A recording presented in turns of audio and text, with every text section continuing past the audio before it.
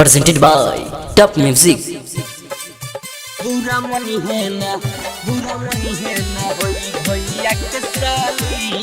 Music गाय मोहन बुरा मनी यादव। है ना भैया के साली। जहिया से भौजी के बहिन बारी आई, देखिए के मन हमर बाटे पगलाई। का कहिए भाई बाटे पगलाई। हाँ जहिया से भौजी के बहिन बारी आई, देखिए के मन हमर बाटे पगलाई। तो रंगमा डाल के बचोलिया में हाथ डाली, तो रंगमा डाल के बचोलिया में हाथ डाली। बुरा मनी है ना बुरा मनी है ना बुरा मनी है ना होई भैया के साली। बुरा मनी है ना लगी है हमार साली। बुरा मनी है ना होई भैया के साली। बुरा मनी है ना। Mix by LB Yadav.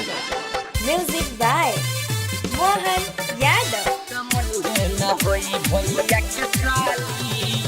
होलिया में सब कर मन पगलैली, जहिया से साली अपना जीजा घर आइली।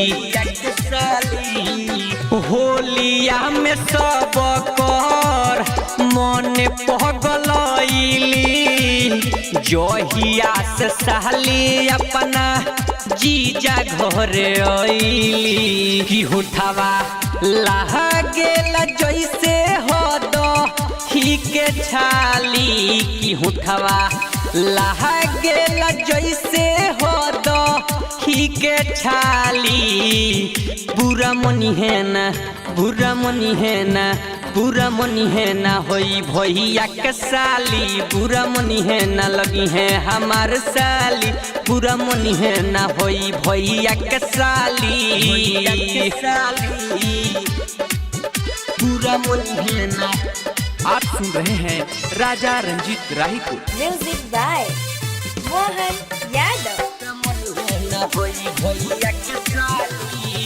राइटर रूप सके मन तहर सावेली, रंजीत राही से रंग डालवावेली। राइटर रूप सके मन तार सावेली, रंजीत राही से रंग डालवावेली। तयो मुद कोहरताटे बतिया माँ जाकवाली। तयो मुद कोहरताटे बतिया माँ जाकवाली। बुरा मनी है ना बुरा मनी है ना बुरा मनी है ना होई भैया के साली। बुरा मनी है ना होई भैया के साली। बुरा मनी है ना लगी है हमार साली। IDS music recording studio Balthar चौक।